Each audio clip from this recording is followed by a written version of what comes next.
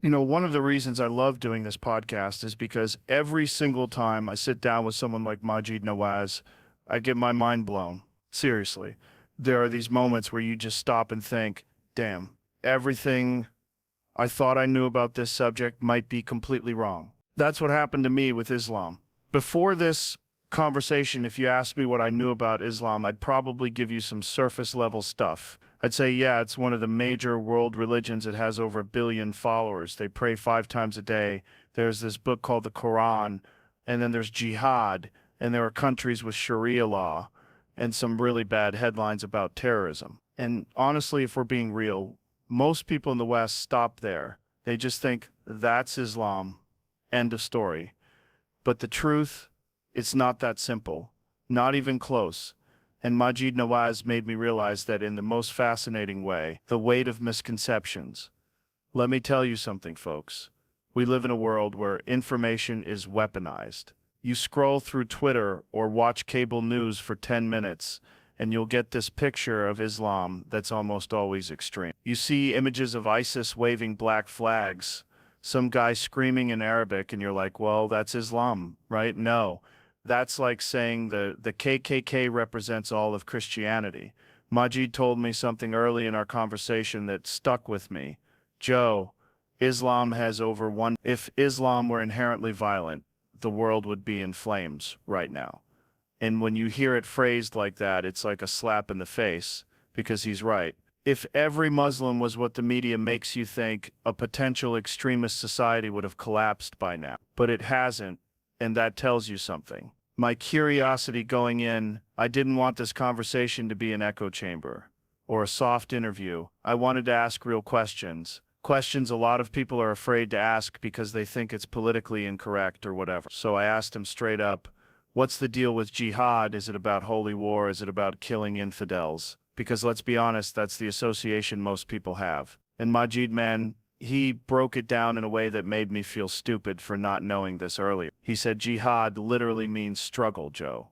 Internal struggle, like resisting temptation, becoming a better person. That's the primary meaning. Yes, historically, it's also been used to mean armed struggle and defense, but that's context. It's not a license for random violence. And I'm sitting there like, holy Steve, how many people know that? Probably like 2% of Americans, because we've been fed this one-dimensional narrative for decades.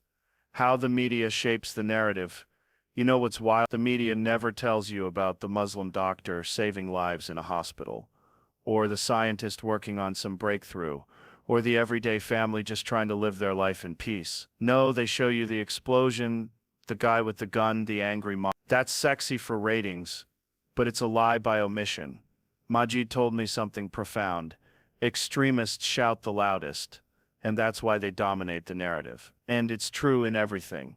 Politics, religion, social media. The craziest voices drown out the moderate ones, because chaos sells. So before talking to Majid, I realized I'd been carrying around these subconscious biases. I didn't even know I had them, and that's why conversations like this matter. You can't fix ignorance with silence. You fix it with dialogue. The question of Sharia law. Here's another thing I asked.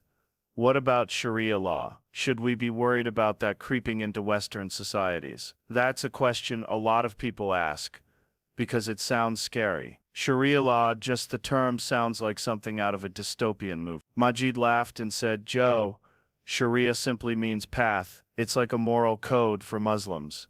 How to pray, how to fast, how to treat others. Yes, in some countries, authoritarian governments enforce it as law, and that's a problem. But most Muslims see it as personal guidance, not a political system. And then he added something interesting.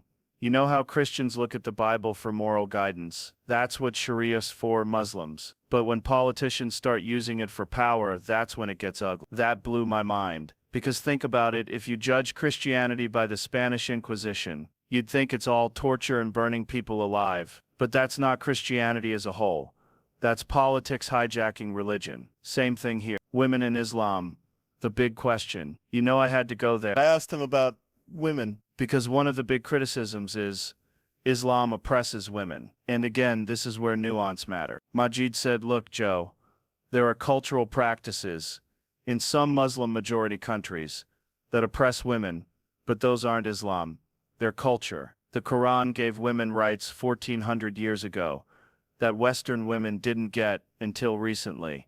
Property rights, inheritance rights, consent in marriage. But people don't know that because they only see Afghanistan on the news. That's when I realized something. We've been conditioned to lump culture and religion together. If a country has bad policies, we blame the religion. But do we blame Christianity for what North Korea does? So why do we do that with Islam? Personal reflection midway. And here's where I started to really feel this shift in my brain. Because I realized how much fear drives perception. Fear of the unknown. Fear of what we don't understand. We build these caricatures of entire civilizations based on headlines, and then we operate from that false reality. Talking to Maajid made me think, how many wars, how much hatred, how many stereotypes are built on the foundation of pure ignorance? And how do you dismantle? With conversations, with people who have lived it, people like Maajid who have seen the worst of it, but still believe in the possibility of reform, peace, and understanding. When we wrapped up part one, I was already feeling like my brain had been rewired. But here's the thing, the second half of my conversation with Maajid took things to a whole different level. It wasn't just about clearing misconceptions anymore.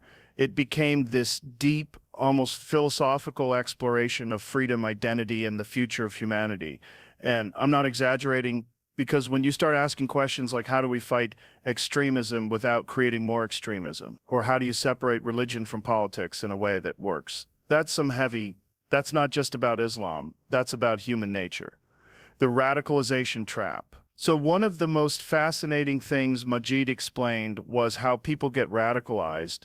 And let me tell you, it's not as simple as, oh, they read a verse in the Quran and decided to blow something up. No, it's way more psychological. He said, Joe, radicalization starts with an identity crisis. And when he said that, I thought, man, that sounds familiar. Because don't we see that with gangs, with cults, with even online conspiracy groups?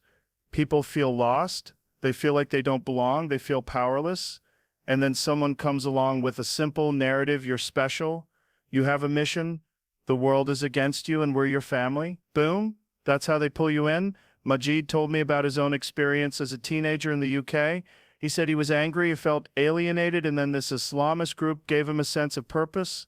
That gave me chills, man, because it shows you it's not about religion, it's about vulnerability. Religion just becomes the language they use to justify the anger, the role of ideology. Now here's where it gets tricky. Maajid said something that I think everyone needs to hear.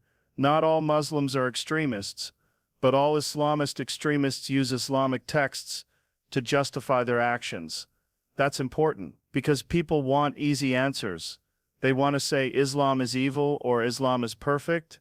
Both are lazy takes. The truth is, texts can be interpreted in multiple ways. You can interpret the Bible to justify slavery or to abolish it. Same with the Quran. The problem isn't the text, it's the ideology wrapped around it. And Maajid believes we have to challenge those interpretations. That takes courage, because it means you're fighting extremists from within your own community. That's dangerous work, man. And Maajid does it every day. Freedom versus security. The big question, one of the most intense parts of the conversation was about freedom. Because when you're fighting extremism, governments tend to crack down, more surveillance, more laws, less privacy. And Maajid said something that stuck with me. If we give up our freedoms to fight extremists, they've already won. That's deep. Because think about 9/11 and what happened after. We had the Patriot Act, mass surveillance, endless wars. And did it solve the problem, or did it make more people angry and radicalized?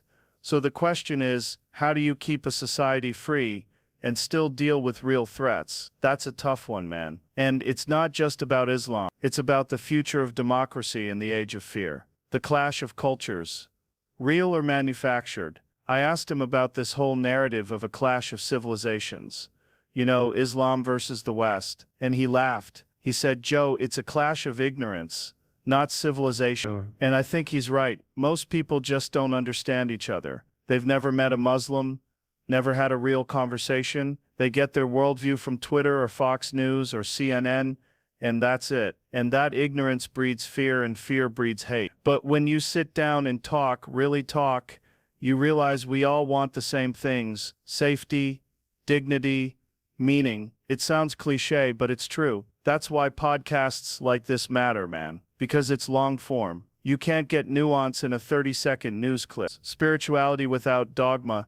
This part got personal for me. Because I've always said I'm not a religious guy, but I'm open to spirituality. I think there's something profound about being connected to something bigger than yourself. So I asked Maajid, do you still believe in God? And he said, yes, but I question everything. Faith, to me, is a journey, not a destination. That blew me away because it's so different from the rigid image people have of Muslims. It reminded me of what I say about psychedelics, how they open doors, but they don't give you all the answers. Faith, science, philosophy, they're all tools for exploring reality, and maybe that's the real lesson here.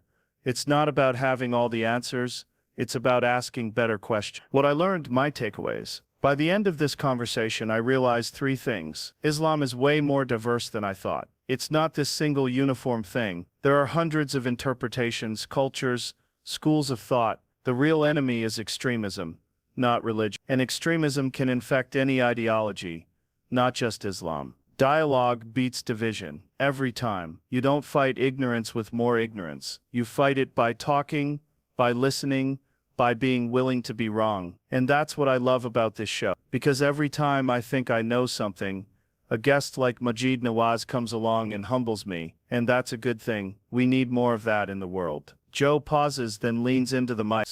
So if you take anything from this conversation, let it be this: don't let fear run your life. Don't let headlines tell you what to think about a billion people. Be curious, ask questions, have conversations. That's how we grow.